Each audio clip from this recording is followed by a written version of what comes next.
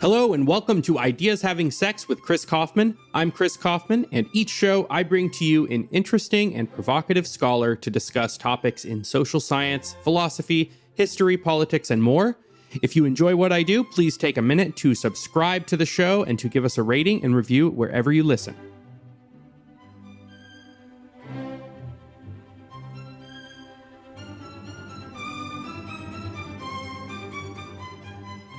Hey everybody, and welcome to Ideas Having Sex. I'm Chris Kaufman, and today I'm joined by Professor of Philosophy David Schmidtz, and we are discussing his new book, Living Together, Inventing Moral Science. David, thanks so much for joining me. Thanks for having me, Chris. So you frame this book with the question, is moral philosophy more foundational than political philosophy? In the context of that question, what is the difference between moral and political philosophy, and how might one be more fundamental than the other? Well, let's say that philosophy started around 2,500 years or so ago with Plato's question, how should I live? What Plato wanted was an answer that had no contingencies, no possibility of error, a timeless certainty that had nothing to do with circumstances. And then if you look at political philosophy, well, one way to understand it anyway is to say it's all about circumstances. It's the study of the human condition, given that we are social and political animals. So to live well, we have to cooperate. And to cooperate well, we have to be good at negotiating the terms of cooperation. That's not true of every social animal, but it's true of us. We're political animals too. So if you start with our limits as social and political animals, then you've got a framework. You've got something you can work with, and you can ask what's conducive to beings with our nature making progress. So there's a lot of information there about what could count as an answer, a good answer to the question of how we should live. And without that information, looking for the thing that's timeless, you could spend thousands of years and still not have satisfying answers. So that's somewhat the difference anyway. That's one way of looking at it. What would an answer to the moral philosophy question, how do I live, separate from how do I live with other people, what would an answer to that question even look like that wasn't taking into account the social fact of human existence? Well, if you were abstracting from our social nature and our political nature, you might say, well, here's what would be good for you. And you might come up with all kinds of truisms in a way, things that intuitively did have a tie to our morality. Like you might say, to thine own self be true, that sort of thing, which to me is a profoundly important insight to what's in our interest. But then the point is, if you start that way, then you come up with a theory about what's good for us, where the question of what if we were social animals, that's deferred until later. So if you defer it until later, then it seems like, okay, well, the ancient philosophers there was a lot of egoism in their work, and then morality had to come in order to correct the dictates of the ego. Whereas if you start with our nature as social and political animals, you're not deferring the question of what's going to constrain our most rapacious interests. Instead, you start with the idea that to be a normal, healthy social animal is from the start to have a fundamental interest in fitting in, being appreciated, being visible to the other people who compose the community that we want to be part of. This isn't a departure. This is morality now, but it isn't a departure from self-interest, because you didn't start from self-interest as if the self were this completely unconnected thing that had to be disciplined by becoming social. No, we're social from the start.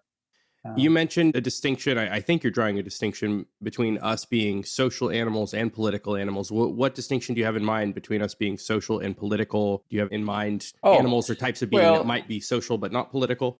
Well, sure. A social animal these are terms whose meaning depends on what it's most convenient for us to mean by them. So, most of the fundamental terms are terms that people are only communicating effectively when they understand the context in which they're communicating. Like if you said, well, how do you know that Russia has invaded Ukraine?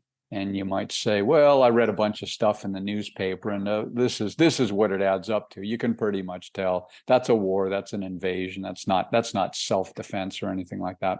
And then someone says, look, you can't even prove that you're awake.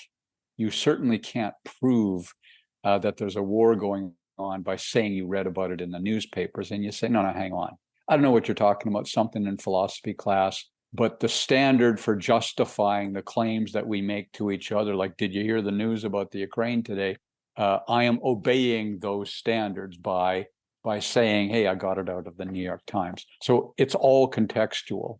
So with that as a preface, when I say we're social animals, I mean that our tool for cooperating is not that we can run down our prey and rip them apart with our talons, that kind of thing. It's not about gills. It's not about wings or anything like that. It's our ability to make deals. Our ability to cooperate is a distinctively human way of surviving and flourishing. Now, you say, hold on, well, there's lots of social animals.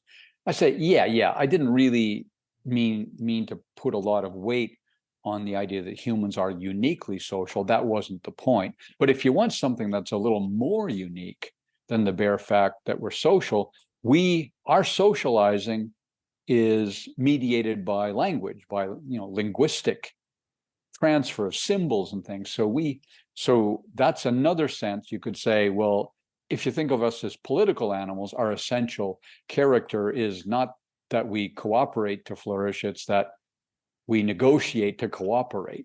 We have to negotiate terms of engagement before we can successfully cooperate. So that means we have to be able to make deals and haggle, and then as we're developing language, we have to develop concepts like Tuesday.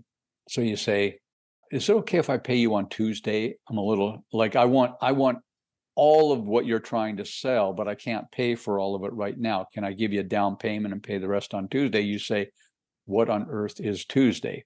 And you say, if you think of the moon rises, the sun rises, and it does this a few times, and then it's Tuesday again. So, oh, I get it.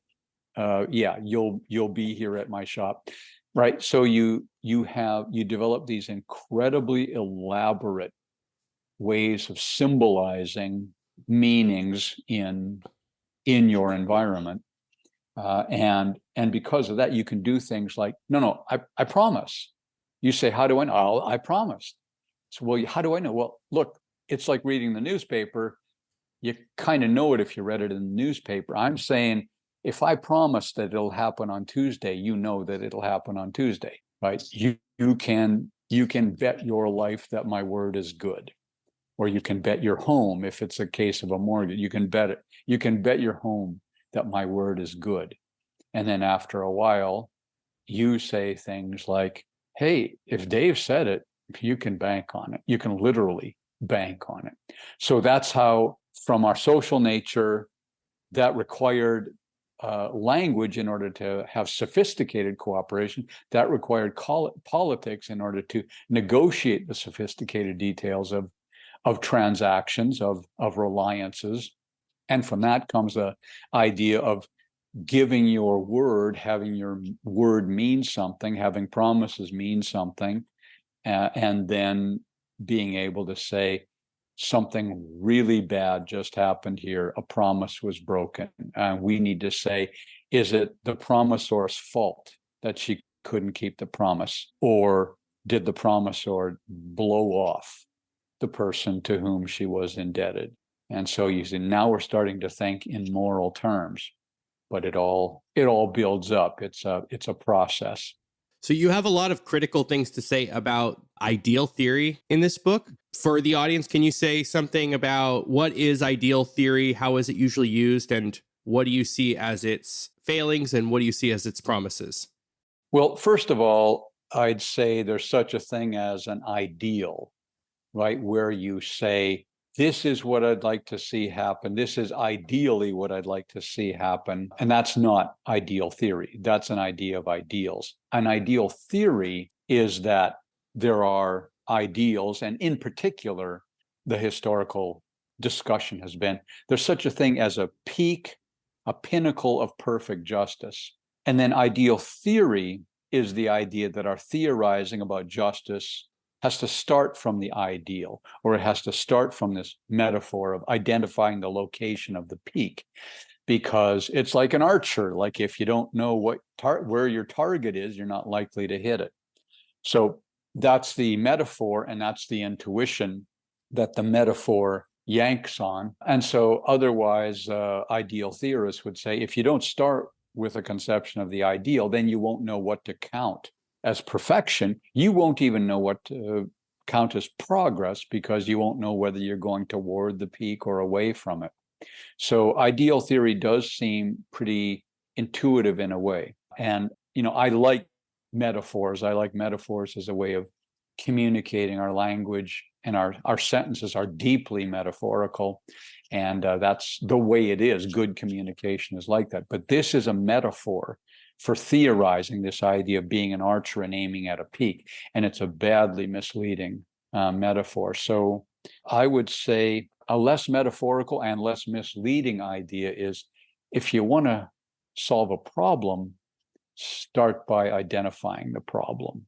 Don't say, no, I have to have a solution and then I'll figure out what the problem is. No, that's not the way to start. You start with the problem and then you sort through potential solutions. And you have a sense that a lot of ideal theorists don't start by getting an adequate handle on what the problem even is to begin with. And by the problem, I think we're talking about the problem of civilization, the problem of how we can get along together, that they start with trying to identify an ideal solution without even getting a good handle on what the problem is. Sure. We say that as if it's simple to get a handle on what the problem is, but that's not necessarily so. But yeah, that's the idea. So I want to say, hey, forget the peak. Maybe there is one, maybe there isn't. But if we start by making up something, then we're never going to know what's real. If everything that we're aiming at is tied to something that might not even be real, that might just be a made-up daydream or something like that. But if you start from the bottom up and you say, well, what is the human condition all about? Well, it's about fundamental problem is we have an interest in surviving, and we can't survive unless we work together. Like Robinson Crusoe has a very low life expectancy, like measured in hours, not even months. So to really flourish, we're going to have to cooperate. We're going to have to figure out how to ramp up each other's productivity. We're going to have to figure out how to specialize in things that make us more useful to other people. So that's the idea, is we do that. And then forgive me, I think there's a metaphor here that is not misleading and in fact is very illuminating, which is to say justice is traffic management. It's figuring out who's in the way, who needs to stop and let the other person have the right of way. In fact, a lot of justice talk has always been something like that. Sometimes literally that's what it's about. Sometimes it's literally to say, Your Honor, neighbor stole my water. And neighbor says, it's not his water, it's the community's water, or it's my water, or something like that. Right. And that's traffic management. The judge has to say, okay, somebody crossed a line. I have to figure out where the line is, and I have to figure out who crossed it. So there's a fundamental idea there about what a court of justice is about, where it's not a matter of figuring out what other people's destination is. Like a judge says, okay, hang on, everybody, take a breath. First of all, the fighting has to stop. You guys came to the right place, right? Rather than just, swinging swords at each other, you came to me to see if I can come up with a peaceful resolution. Here it is. I've got something for you. And now you have to go forward and live your lives. You will leave this room and you will say, well, I got into a fight. and I didn't even win the fight. So that's too bad, but at least I didn't get myself killed. And not only did I not get myself killed, but I'm walking out of here, like the verdict wasn't that I'm a second-class citizen. The verdict was just, the judge heard me out, listened, didn't ignore me, didn't laugh, and told me, yeah, that's not the way cases with standing water get resolved. And I told him, no, I think there's a precedent. We've always had this law. And the judge says, yeah, but as the other guy's lawyer explained, that's a case involving running water, and standing water is a whole different issue for very good reasons. And so you walk out and say, yeah, I didn't expect that coming. I thought I was going to win that one, but what can you do? I lost. And the verdict wasn't that I was a second-class citizen. The verdict was just that what I thought was on my side of the line was actually on the other guy's side of the line. And then you say, the verdict wasn't that I was somebody else's property. The verdict wasn't that the judge or the police or my neighbors got to decide what I was for. They didn't get to decide I was a pawn and here's how they wanted to move me. Like, I'm a citizen and I have a say as much as they do. It's just that I didn't win this time. So that's the idea. And then the other thing that the judge has in mind, doesn't necessarily talk about in this case, but the judge says, I don't want to come up with a verdict that's going to paralyze everybody like these people going forward. I've got to come up with something simple and clear so that from now on, anytime a dispute like this starts to come up, either the lawyer or if things don't go well, the judge, somebody can say, yeah, it's like that case between Dave and Chris back in 2023. It happened like this. The dispute was like this, just like you guys. It got resolved like this. So unless you can think of some powerful reason why you people should get a different decision, the fact is our society has good reason to think that this kind of dispute gets resolved in this kind of way. So you're going to lose this case too, pal, because, it's like, well, I know society used to say that the red light means stop, but I think I'm colorblind, so I think we should change the meaning of red. And you say, no. We're not going to change the color language of traffic signals every block or every town, like they're universal. And so you do that to keep the peace. And justice is all about that. It's all about people being able to avoid disputes, to resolve disputes if they get into disputes, and to have resolutions accessible to them that don't require someone to be deemed as having an inferior destination, somebody as being lower class.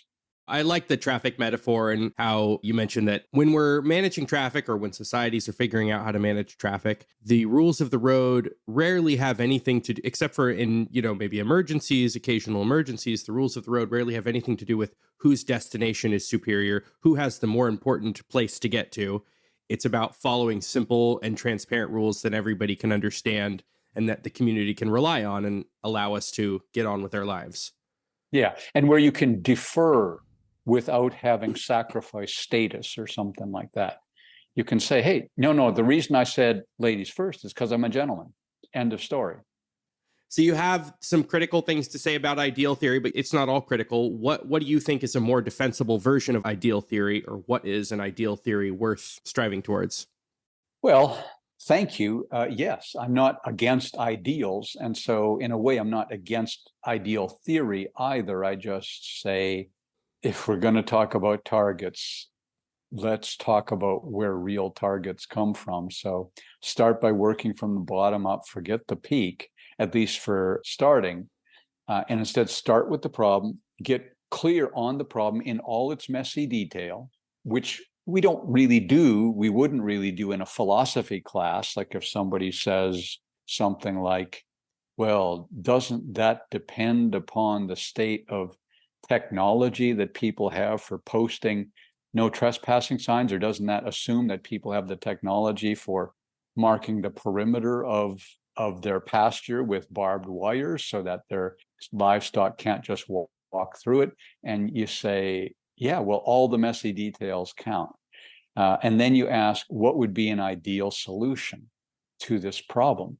So you're constraining yourself, giving yourself limits that make a question answerable, a problem tractable, by supposing that, well, in order for something to be an ideal solution, at least it has to be an actual solution. And then if you have more than one actual solution, ask yourself, well, is one of these solutions the perfect thing? Is it ideal? Is it to say, this is what will leave us with not the slightest reason to wish for something different? So it's quite possible that nothing you could actually do, nothing that would actually address the problem would count as an ideal, would feel like an ideal, the feel of there being a perfect solution with no aspect left unsolved, no concern left unaddressed. You might come up with something that elegant, and that's the theory, but you might not. So that has to be part of the theory too. So understanding messy facts, it has everything to do with understanding what's genuinely a solution, and therefore possibly genuinely an ideal solution, and what's just a daydream, because it isn't a solution, it's just wishing that we didn't have a problem. Hey everyone, this is Chris Kaufman, and I just want to let you know that each one of you are super special, precious snowflakes that I appreciate to bits for listening to my show. I love doing this show so much, but it is still a small show, and if you want to help me out a little bit, I would greatly appreciate it if you would just recommend the show to a friend, maybe two friends. But every little bit counts, especially when you are a small, new, and growing show, as I am. So if you want to help me out, that is the simplest thing you can do, and I will not bug you any longer right now. Back to the show. You have a long discussion that I really liked about the dangers of setting aside details when trying to analyze what would be ideal for a community, what kind of moral rules or traffic management rules might be ideal, because it's not always obvious that you're setting aside just a messy and distracting detail for the purpose of clarity, and when you're accidentally setting aside details that are essential to the problem. Can you give some examples of that, or talk about how we can avoid that danger, that pitfall, when we're trying to simplify moral thinking to come up with an ideal? Well, sure. Just to talk about something that might seem relatively innocuous, an example I've used several times is there was a time in Tucson when the traffic jams were becoming a real problem, especially in the rush hours, like 7 to 9 in the morning. The traffic would be just bottlenecked, and something like 4 to 6 in the afternoon, the traffic would be at a standstill. And one thing that was tried, that the traffic managers tried, was, so you might have, say, 2 lanes driving toward downtown, 2 lanes coming from downtown, and then there's a turn lane in the middle. So what they said is, in these rush hours, let's say there are no left turns, and instead of this middle lane being a left turn lane, that would just be a lane that was dedicated to going downtown during the morning rush hour and dedicated to coming out of downtown during the evening rush hour. So the idea is that, when the time traffic is busiest, that's when instead of having 2 lanes going downtown, you'll have 3 lanes and from downtown. So theoretically, that's a good idea. And if somebody said that's a perfect way of handling the problem of somehow getting us an extra dimension of traffic flow, the question would be, well, maybe that's an ideal solution, but not so fast. Is it an actual solution? And in that case, it turned out that it was no, because you said, well, people were really confused about the disappearance of the left lane, and that was causing problems. And you might say, no. There are towns that have figured this out. Just give people a few days to learn how to do this. Well, trouble is that in Tucson, there's like thousands of new people show up every month, especially in the winter. There are all kinds of people who've never shown this, and maybe they're from some small town in Idaho or something like that. So they may never even have seen a traffic light before, but they've certainly never seen one become something that has no left turn lane in the middle of the day. That's not what they've seen. So as a matter of fact, what happened quickly was that these things became an occasion for traffic jams and road rage and accidents, that people were furious at these people, snowbirds, they call them, coming in and not knowing how to drive. So the traffic managers got it. They said, no, it's not an ideal solution. It's not a solution at all. And they rolled it back and abandoned the experiment without anybody thinking it was necessarily a failure. It didn't work in Tucson. It might have worked other places. If you don't have a transient population, maybe it'll work. But Tucson is all about handling transient traffic management. So that's an example of something that wasn't going to work. Something else, if we were on top of a tall building and you said, yeah, if only I could fly. And I say, well, it's worth a try. And here we are standing on top of the building. And then the proper response to me, if I say something that irresponsible, really irresponsible, is to say, that's not an ideal. That's a daydream. It's not a solution to a problem. It's just wishing that there wasn't a problem of how to get from point A to point B when the traffic down below is heavy. So that's a relevant illustration. Like I talk about realistic idealism. There's got to be something that can make what you want to call ideal a realistic response to reality. Otherwise, it's just a daydream or a fantasy. I mentioned something else. You think about having a dinner and people are coming over for dinner, and you say, "What can I make? What can I?" And you say, my prize-winning county fair lasagna. Perfect. That's what I'm going to do. There's no such thing as a person not loving that. The question is only, will I make enough to feed all the people? Because everybody will want a second helping. And then you see, I don't have all the ingredients. Right now, that changes things. Now you still say, in some sense, you go into dinner tonight with whatever you make, your other dish, your fallback plan, and you say, and everybody says, this is great, I love it. And you say, yeah, thank you. But really what you're thinking is the lasagna would have been ideal. Now, here's a distinction. I don't know exactly how much this amounts to, but I want to say what I've got in my head, or what the cook has in his head, is a difference between something that is ideal versus it would have been ideal. I could say around dinner, like, I'm sorry to just, like, somebody said, Dave, what's wrong? And I say, well, I really wanted to make you lasagna. That would have been ideal, but I just didn't have the ingredients. And they said, no, this is great. But so that's, everybody understands what that means. Lasagna would have been ideal. But if I say lasagna is ideal, even if it's not feasible, it is ideal, then you say, I don't know what you're talking about. Like, didn't you use the wrong word? Maybe you're not an English speaker, but like, is just isn't the right word. Would have been is the right way to describe it. So there's all kinds of nuance there that, in fact, our language captures pretty well.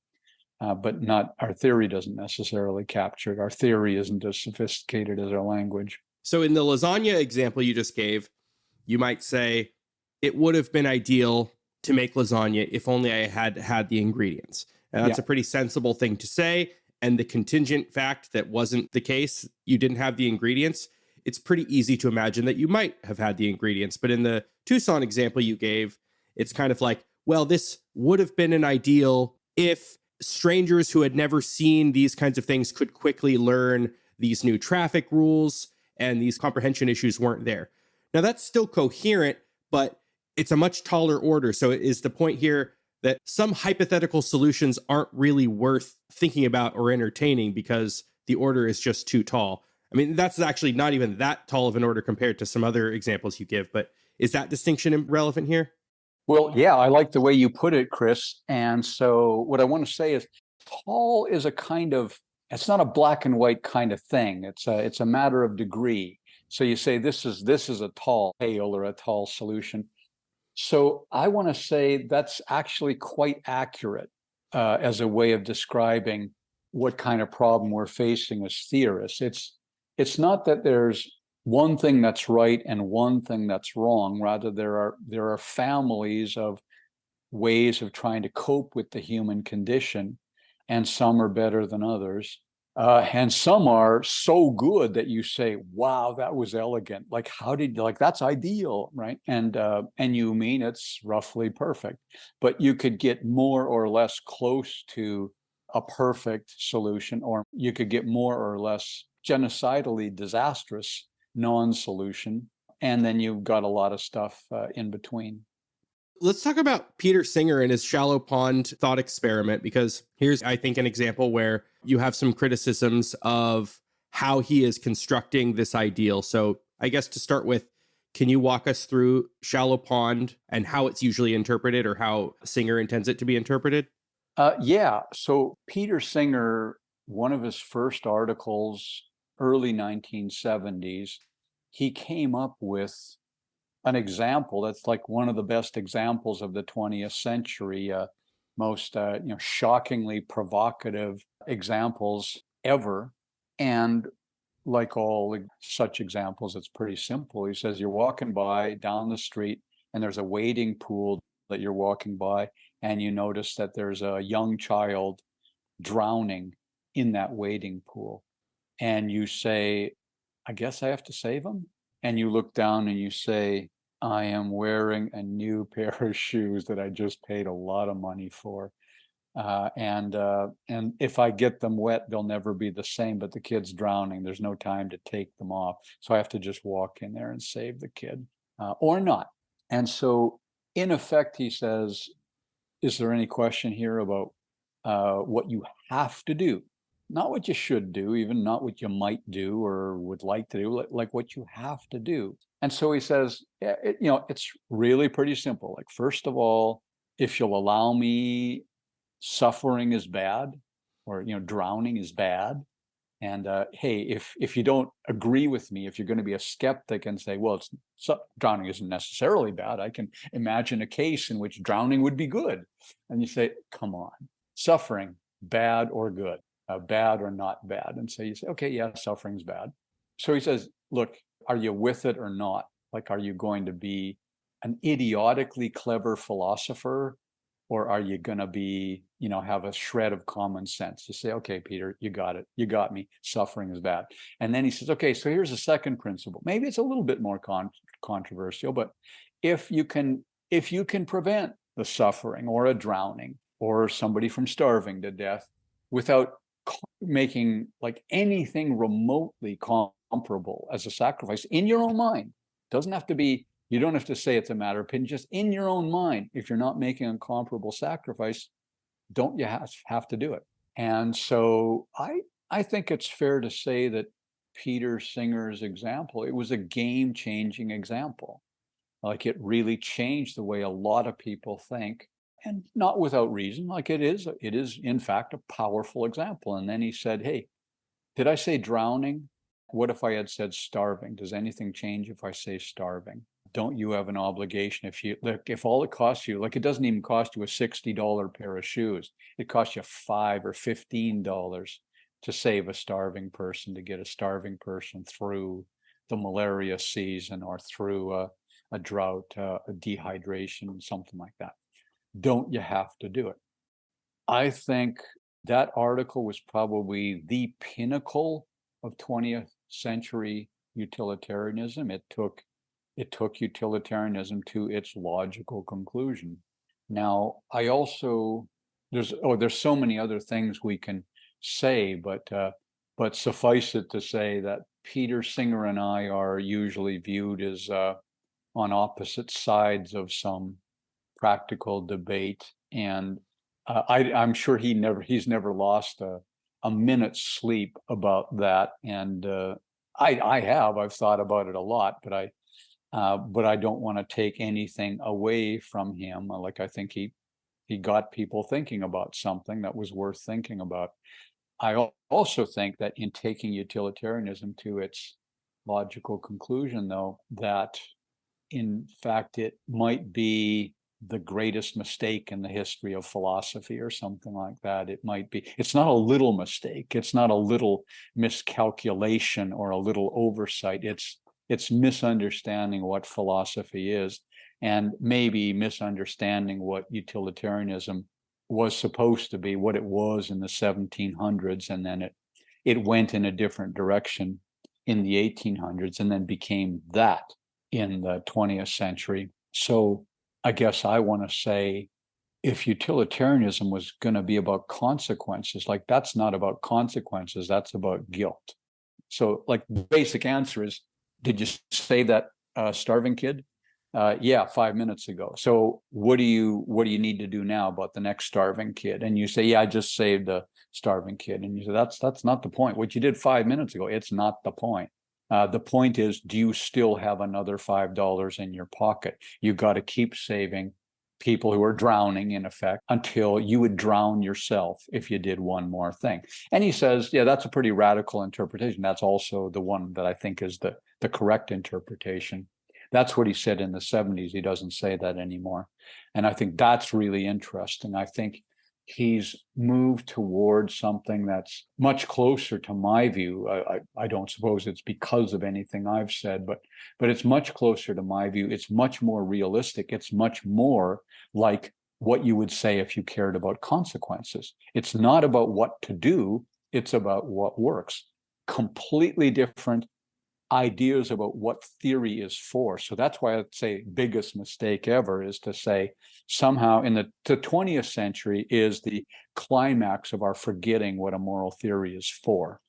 So I asked Singer in 2013, I said, if you were writing that article again, I don't have that recording anymore. It was some like floppy disk or something like that. So I don't even know where it is, but it was recorded at the time anyway. But I said, if you're writing that article today, would you change anything? And he'd say, well, yeah, I'd update the examples, I guess. And I'd say, oh, yeah, all right. Here's the thing, though.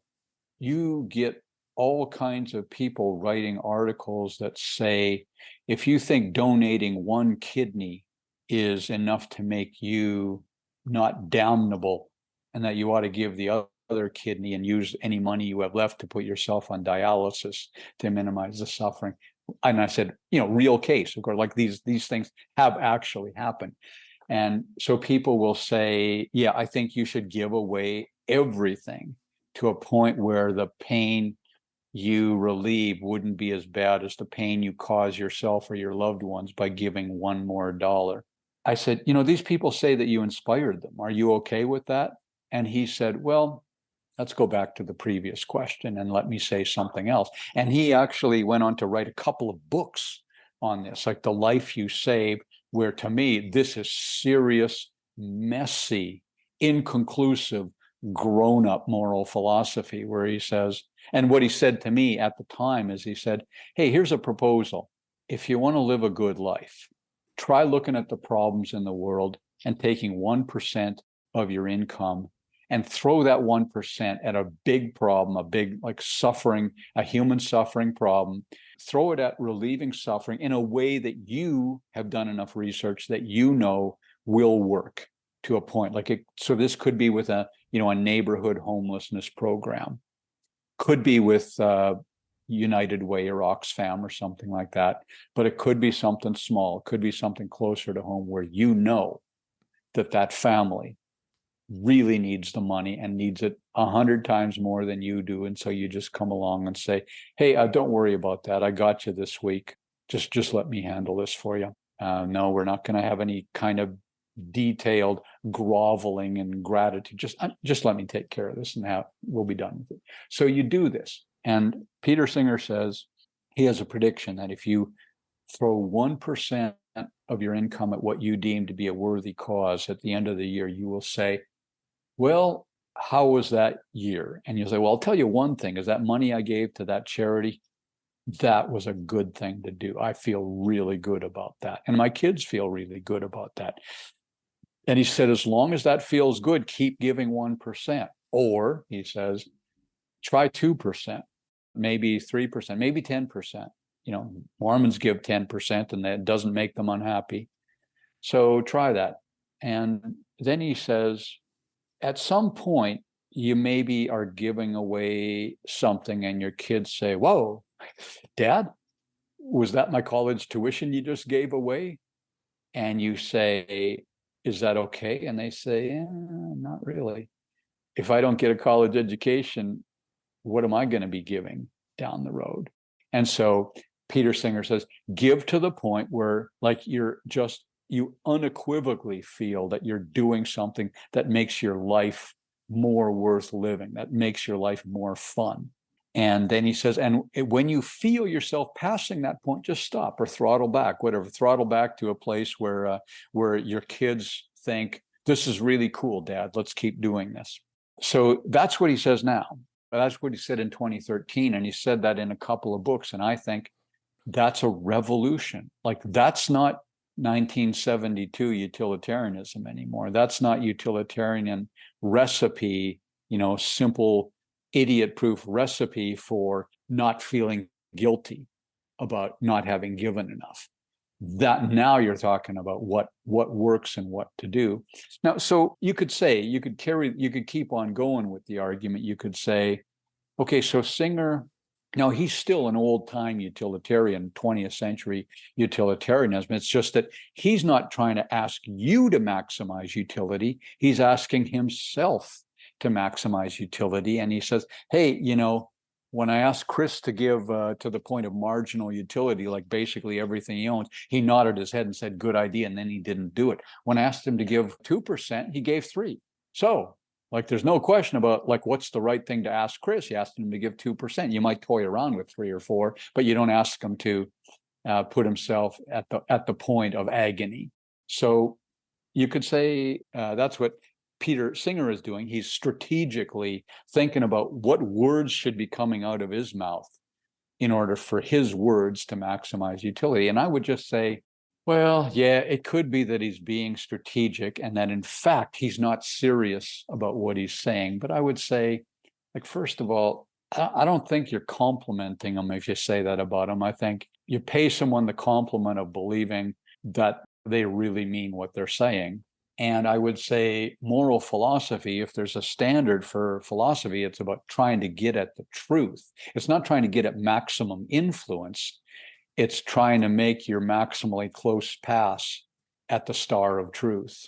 So I think the most charitable way to interpret Singer is to say he realized that, what to do isn't the question that he cares about. The question he cares about is what works. So that's to say he's not a 20th century utilitarian. He's rediscovered 18th century utilitarianism, or what they called utilitarianism anyway. What Hume and Adam Smith were talking about when they were trying to figure out how you would decide whether to call something right. You call something right by looking at, well, is it useful? Do people find it useful? Do people find it agreeable? So they were after a different thing, and they get called proto-utilitarians, but they were actually, for them, their moral theorizing, it wasn't even on the same topic. It wasn't about what to do at all. It was about what is it that makes a society famine-proof, what works. So now Peter Singer is working on what makes a society famine-proof. Yeah, I like that. I forget how you word it. Something to the effect of, one question is, what can I do to relieve famine? And one question is, what makes it so that some societies become famine proof, which they have. You also have a phrase I wanted to ask you about, this distinction about utilitarianism that you're drawing. You talk about the distinction between seeing utilitarianism as a decision procedure, as some kind of theory that tells you what to do, versus seeing it as a project of investigating what works, what makes people happy, what makes society successful, etc. And you say something along the lines of, when you see it that way, it's not about telling you what to do, it's about telling you what to respect. What do you mean by that? Do you mean like telling you what to admire, or telling you, or the fact that some system works is reason to go along with it and abide by it? Well, I guess to me, I want to say morality is, you can look at it as being more than one thing, and you can look at it as maybe it's a personal challenge. One aspect of it is, I call it the personal strand, which is a question of what you have to do to make your life as meaningful, as rewarding as you can. But then there's a different piece of it, which you don't try to derive it from that interest. It's a different thing, which is, the morality of your community, the social strand of your morality, where then you say something like it's the common good that we're talking about. Now, if there's something that I've done there that's innovative and not necessarily right, that's controversial and maybe even hard to understand, is I say it's not true that our social morality is a bottomless pit. It doesn't demand everything from it. It doesn't overwhelm us. It isn't the thing that's drowning us. Rather, it's traffic management. That's where, like, there are rules. So you say, hey, in my community, when the light turns yellow, the way I show respect to my community is to slow down, to ask myself, am I going to get through the yellow? And if the light turns red, then the way I respect my community is definitely to stop. There are all kinds of things about my destination where I'd say, that's not right. I shouldn't be aiming at that. But a lot of it is to say, what is it that people are doing that makes them appreciate each other as neighbors, rather than wanting to live farther apart? They want to live closer together. What makes people want to, like, you could live in Nebraska and instead you move to New York City, where you're $1,000 a month will buy, whatever, an eighth as much square footage. So you'll crowd ahead, you'll have noisy people below you, noisy people underneath you, noisy people to each side. And then when you walk out, it'll be even noisier. What is it that would make a person want to live like that? And the answer is, well, there are places like New York City that are extremely dense concentrations of human capital, of human productivity, of human specialization and human excellence. And you say, hey, yeah, that person's really noisy, but somebody like him is my employer. Somebody like him is my best customer, et cetera, et cetera. So this is where I go if I want my specialization to be maximally valuable to the people who are interested in buying the kind of service I provide. So that's more the social side of morality. And so one thing I feel like one thing I have to do that makes it really tricky is I have to represent the social side of morality as not a bottomless pit, not suffocating, but in fact, the thing that enables us to be better off together than apart. So I put those things together, and then I say there's this uneasy interface between them. But part of the interface is this thing that I started out, the personal side, saying, okay, when I go home at night, what is my personal interest? My personal interest is being able to say, oh yeah, and then that customer came in and the customer said this, I insist, I won't go out. And I said, no, try a free sample of this other thing. And by the time he walked out with my free sample, he had forgot that he even wanted this other thing, because what I gave him was so much better. And I'm regaling people with this story about how cool my life is. And you say, well, what was cool about it? Other people really wanted my product. Other people were really, when they came to me, they thank God I came to you. I came to the right place. My children are grateful to you. My family is. That's what it's like to be living a great life, is to say, when my community needed me to be a hero, I was there. Or when my community needed me to stay out of the way, I did. When my community needed me to step up and say something, I did. Right. So these are the things that are the core of our self-interest. These things don't correct self-interest. They give the self-interest its content. Like, I'm just something that, if I look in the mirror, I don't make any sense until I can start telling myself, okay, these are the things I say to people where they bank on what I said being true. And when I go home, I can say, they will never regret believing me. I will never have anything to hide. That's the best life, is a life that you live where you said, people didn't always agree with me, but I was never ashamed of what I did. I never had to hide. I never had to hope my kids wouldn't find out what I actually did for a living, that kind of thing. I find it useful to think of there being as two strands of this, but they give each other content, right, in a way. And like the the more collective, the more common good side of morality, same thing, right? It will say, yeah, you want to live in a society in which these people learn to depend on each other. I want to make it safe for my neighbors to trust each other and to trust me. And then maybe beyond that, like you say, I want to make it safe for my neighbors to take a risk, not with other people's money, but with their own money. I want them to be able to say, I'm just going to wing it. I'm just going to develop this. I think my barbecue sauce or my partner's barbecue sauce is so much better than anything out on the market.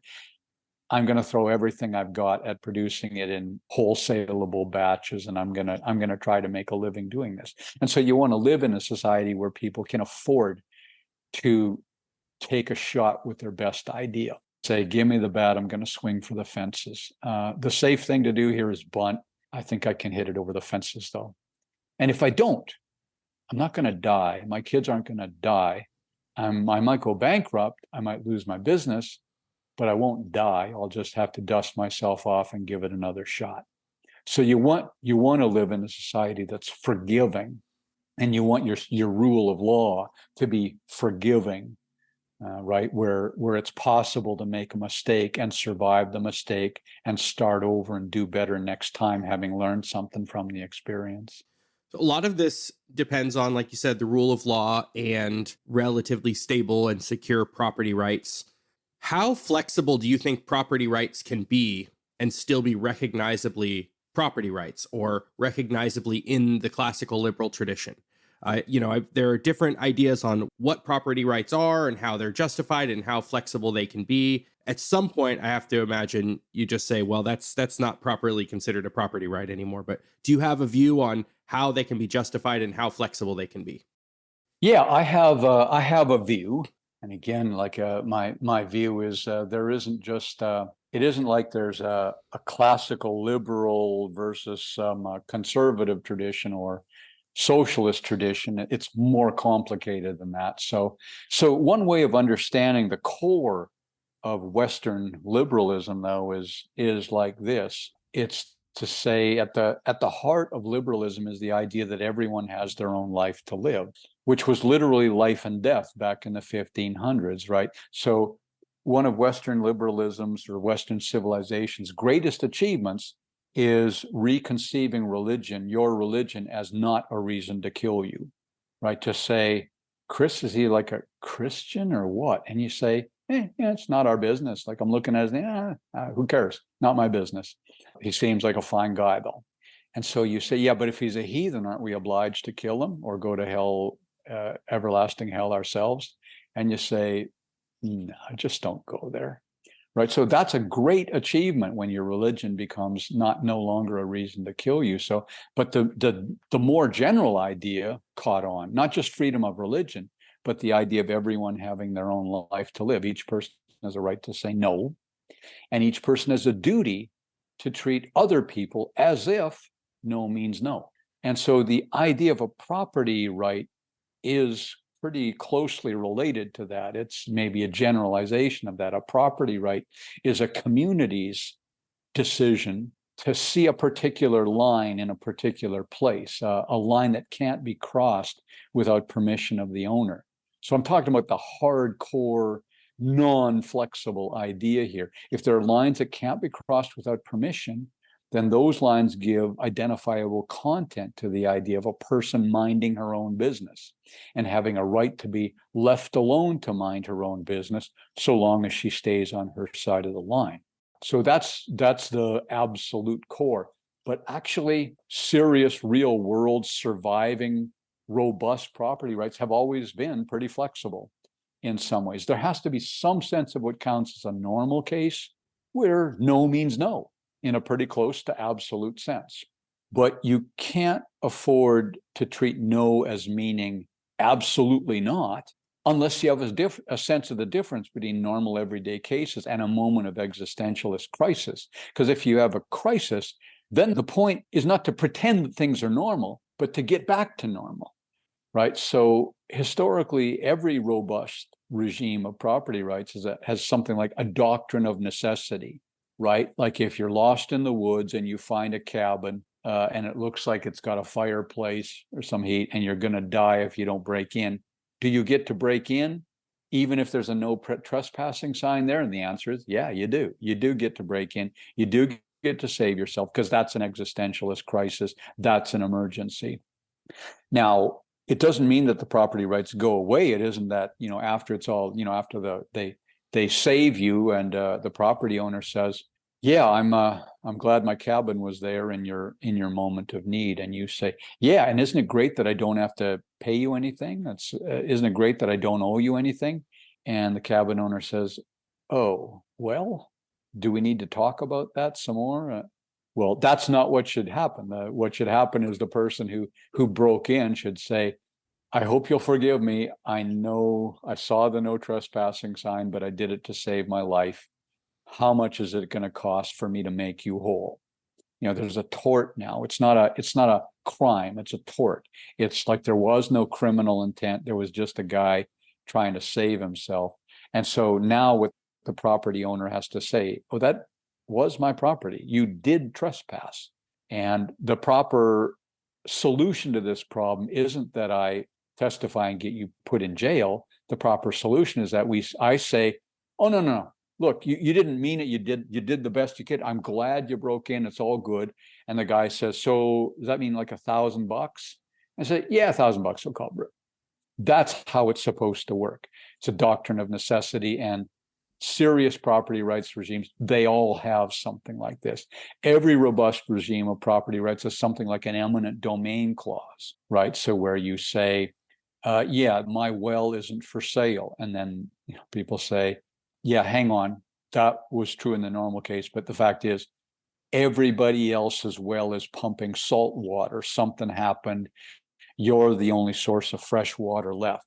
Your part of the aquifer is the only one that didn't get crushed in this flood or something like that.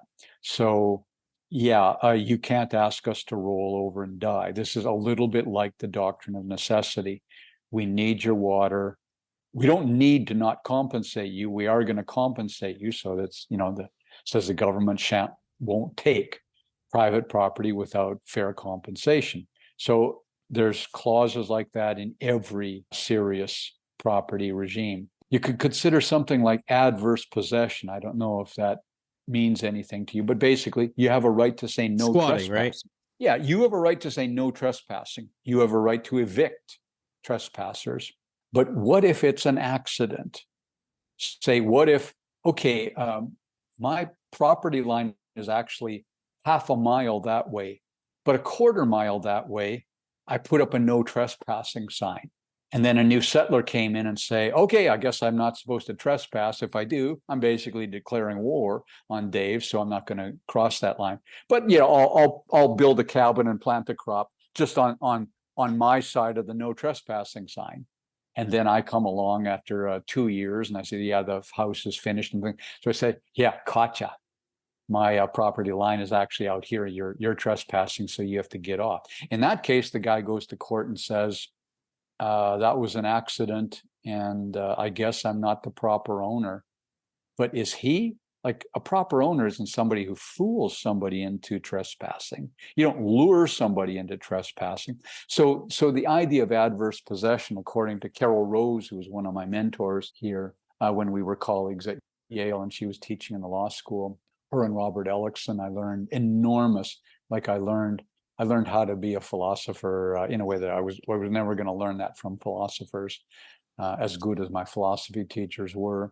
But what Carol Rose says is, part of the responsibility that goes hand in hand with your property right is a responsibility to police the borders properly. You've got to monitor the borders.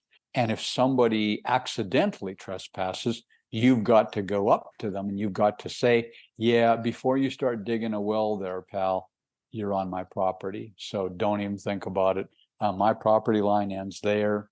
And that's a problem. And, you have real cases where people have misunderstood where their property line was. And they find out years later that the neighbor built a garage on the other neighbor's property. And neither of them knew. But then they find out, and it's like, now there's a fight. Well, that's what property is like in the real world. Is It's a solution to a problem. And the problem is how to enable neighbors to be neighbors. What is it that you can be in close proximity to a person and you can still trust them to understand what it is for you to mind your own business and for them to put a pretty high value on leaving you alone to mind your own business, so long as you let them mind theirs. So that's what a property system is for. Now, when it stops working, when the world conspires to make it impossible for people to be neighbors, when all there is left to do is grasp at straws, well, then property rights start to go down the tube. But even in normal cases, there's a lot of flexibility there, right? To say, I need to get down to the shore to get to my boat and point A to point B. And so in England, you might say, hey, you get to hop the fence to get down to the public beach. You just do. In North American land, that's not true. In North American land, instead, there are easements. You have to not turn your several property rights into a blockade. You have to leave a corridor between your land and your neighbor's land that can be turned into an alley or a roadway or something like that, so that the traffic of a community can operate smoothly and people can get to where they have things to offer each other, the marketplace. All of those complexities, is it classical liberal? And you say, well, it may not be toy classical liberal, but it is real world classical liberal. There has to be a lot of flexibility built into the concept of we're not enemies. We're not going to become enemies. We're going to figure out how to live together. We're going to figure out how to be good for each other. Not only are we going to not get into traffic jams and not get into accidents, we're going to be people who we're better off because other people are getting to their destination. Do you consider this book to be a culmination of a lot of your other work or of a career? Thank you for asking. Yes, I suppose I do. It depends on what day you ask me, but if you're asking me tonight, I guess I'm thinking, and I've thought it before, that I think of myself as having worked on a lot of different stuff, a lot of different topics over my career, but in a way it was all about this. So if you say culmination, that's a good word for how I mostly feel about it. I can't feel like that unreservedly, because if I thought it was the ideal book, if I thought I'd said everything I had to say and I said it exactly the way I wanted to say it, well, then maybe I'd be more comfortable with calling it a culmination. But I guess I do think, as I look back on everything I've done, it's been pointing at this for a long time. I asked because there's a point in the final section where you talk about drawing together the threads of this book and of your career. And I've been indirectly familiar with some of your work for a while, but this is the first book that I've read of yours, and I enjoyed it immensely and plan to follow up. And I'm partially just curious for my own reading list, what other works of yours this builds on the most. Well, yeah, thank you for asking. I'm honored and flattered. What other books? Jason Brennan and I did a book in 2010 called A Brief History of Liberty. And Jay and I had a lot of fun writing that book. So I think of that as having been, in one way, a setup for this, a step in this direction. Jason is primarily how I became aware of your work. Well, kudos to Jay. Then I will thank him for that. But yeah, I've had some great colleagues, great students, none better than Jay. I guess I'd also say that a book I wrote in 2005, it was called Elements of Justice.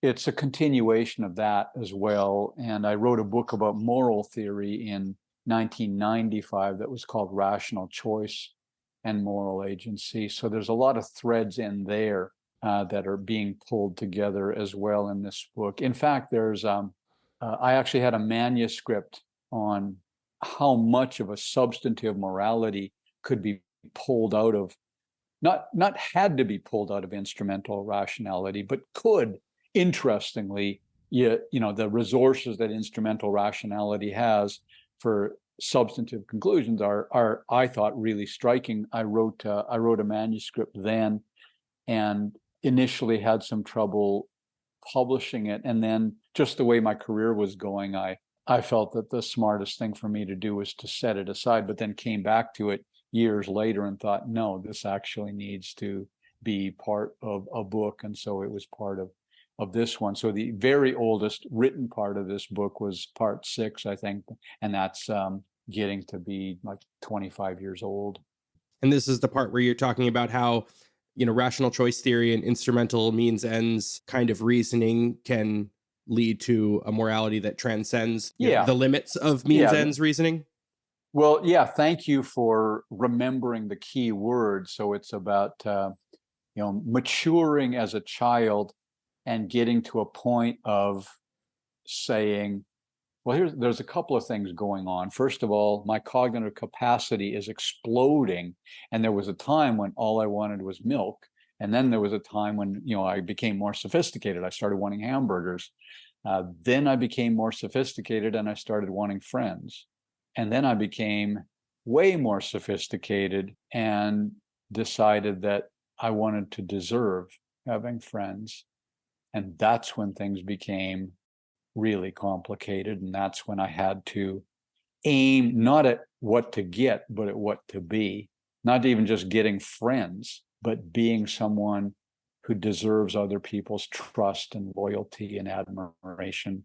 And so that became the thing that I had to do in order not to die of boredom, not to look at myself and say, there's nothing there. It's like, why am I looking in the mirror? There's nothing to see here. But where instead I had to start reconstructing myself as a person with a noble cause. Like as a person, like I'm saying, no, I'm writing a novel here. I'm not like an accidental bit player in this novel I'm writing. Like, what's the point of writing a novel like that? I want to be the hero. And then you say, yeah, it's not safe being a hero. Well, it's not safe being a coward either. Heroes don't live forever, neither do cowards. So at some point you say, I want to go home at night thinking I lived the day of an admirable person. So that's the idea. And you got all of that out of instrumentalism. Like you got all of that out of saying that I need to have something to suck up my extra bandwidth here because it just turns out to be too easy to put food on the table. Like it's not good enough. Like I've got to want something more than that. I've got to find something in my life that isn't easy. I've got to find something that makes it an interesting challenge. I got to find a life that's worth writing a book about. I like to ask authors to recommend works by other authors that they think would complement theirs. I was wondering if you have something you'd like to recommend that complements Living Together, but I'm wondering if you could give a recommendation that's maybe older, something pre-1800, and something more contemporary, whether it fits in very nicely with this book or it's just something you'd like to recommend. Yeah, well, everybody knows that Aristotle was great. So yeah, Nicomachean Ethics, it is a genuinely great book and a book of genuine wisdom. And I would say not everybody loves Immanuel Kant, and I don't think he's right about a lot of things, but tremendously brilliant, not so much of a great writer, a little bit tongue-tied and a little bit self-absorbed, but still had great ideas. David Hume, a great writer, and in fact, as famous as Hume was, he's still underrated. He was a genuinely revolutionary intelligence, a genuine game changer. Adam Smith is not even remembered as a philosopher, really, but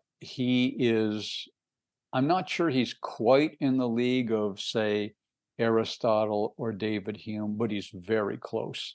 And his moral psychology is astoundingly sophisticated. Even today, it's not like antiquarian interest. It's if he were writing that book today, people would say this is a real advance. So yeah, Theory of Moral Sentiments, fabulous book. Wealth of Nations, not my favorite of the two books actually, but still a fabulous book. A stunningly insightful book that it literally centuries, people are still winning Nobel Prizes, and in their acceptance speeches they're saying, yeah, now that I have more time I started reading some Adam Smith in there. My idea was, you're giving me this prize for something that's right there in Adam Smith. Like winner after winner says that. I guess I could stop there with the old time stuff. Well, before you do you want to say specifically, is there a specific work from Kant or Hume that you would recommend, or just their corpus of work broadly? Well, with Kant, with some trepidation, I guess I would say the moral anthropology, which isn't exactly the name of a book, but I would say not the groundwork, but the books he goes on to write a few years later, and in particular the moral anthropology, where he talks not as if morality is to be grounded on something like geometry and necessity and truisms that can't possibly be false, no matter what human circumstances are. I don't buy any of that really, but his moral anthropology, he talks all about rationality in a pretty sophisticated sense. He talks about the obligation not only to be rational, but to do things to maintain and practice and augment our rationality. That to me is really interesting. David Hume, I've got to say, Treatise of Human Nature, but Hume himself liked his two inquiries better, and they're simpler. I think not as fruitful, not as interesting, but in a way they get to their point. Their point is more perspicuously made, and Hume thought they were better. So I would go with his inquiries, and then he's got some essays as well. But yeah, Treatise of Human Nature would be the way to go. And for something more contemporary, I would say anything by Jay Brennan, anything by Chris Fryman, anything by Matt Swilinski. Matt recommended your Elements of Justice to me when I had him on the show. I appreciate that. I would say anything by Jim Otteson, his work on Adam Smith, but especially his book Honorable Business. I would say anything by Deirdre McCloskey, but especially the bourgeois virtues. I just had her on to talk about that trilogy. She was a delight to talk to. And Honorable Business, I'll have to put that on my list as well. I only recently discovered Jim Otteson and fell in love with him. I've only read 2 of his books now, but I loved them both, so I'll have to check that one out. Yeah, you will enjoy that book. It's a tour de force. It treats business ethics as a deeply philosophical exercise. So it's not about business. It is about business, but it's about honor. So it's a book that Aristotle might have written about business, and here's the way to do it right. It's how Adam Smith, what he might have written about business ethics, and Jim is trying to both of those, using both of those as models for his own writing.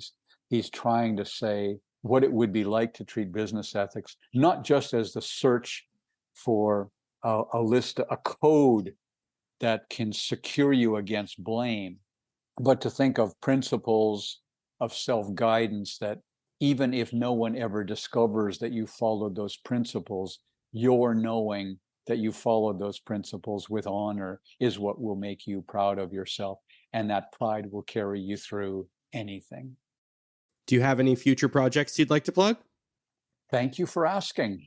I do. I am, now that I'm at West Virginia and I'm in a business college and I'm not otherwise tied down, I don't even particularly have a job description, but there is something here called the Purpose Institute. Not that I'm not part of that either, but I want to write a book on purpose, and I want to write a book then that comes at both at the philosophy, just to say, what's the difference between having a purpose and not having one? What is it that makes it, say, tremendously disturbing and disappointing thing to not have a purpose? And what makes it such a tremendously rewarding thing to be in the flow, as Csikszentmihalyi would have put it, to have a North Star, to say, I've got a compass. I know where I'm heading and I know why.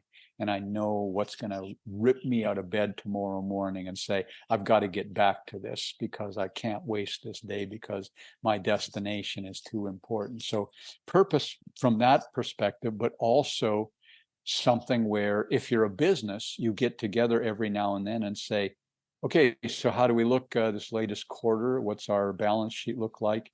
And then you say, yeah, okay, fine. Our cash flow is keeping us solvent. But it's not where it could be. What are we doing this for? Like, what's the point? Like, is making this much money, does that answer all our questions? And you say, no, the reason we got into this is because we wanted our hiking gear or our shoes or whatever it was, our avocados, to be the best, to be the industry standard. We wanted people to look at us and say, just back off. It's just like, those are the people you go to.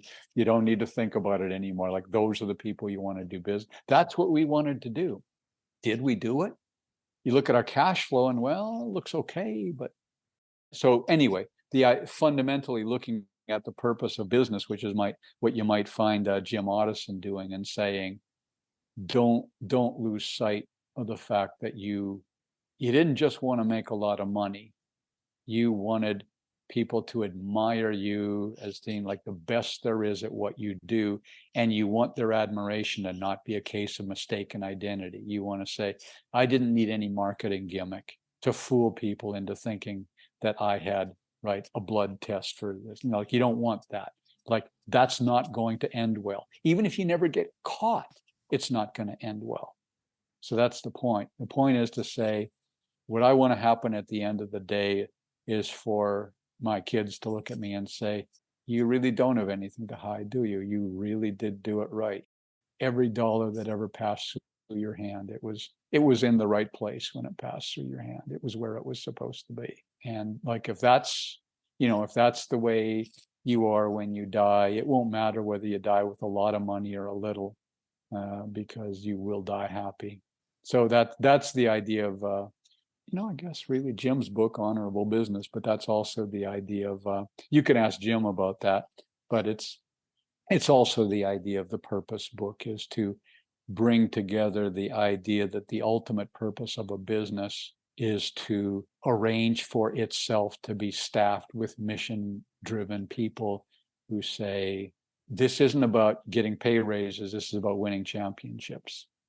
Do you have a rough time frame for this work? It's still in the early phases, I'm guessing.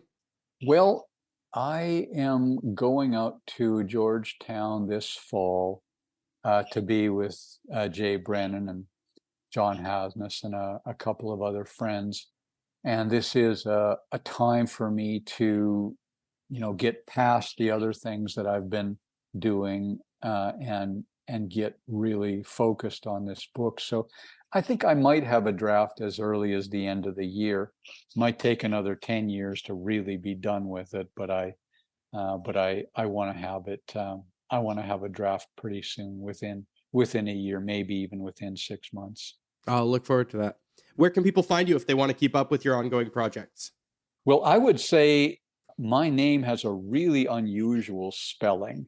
So if you just type my last name into a search engine, if you spell it correctly, the first 30 odd things that will come up will be related to me, and on the first page will be my website. So I guess the one thing that'll come up is the West Virginia University Chambers College of Business and Economics, Department of General Business. So you'd find my name there.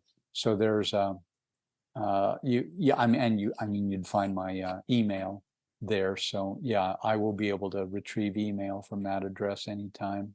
And yeah, I'd be happy to correspond with people. Thanks for asking. Of course. My guest today has been David Schmidtz, and his book, once again, is Living Together, Inventing Moral Science. David, thanks so much for joining me on Ideas Having Sex.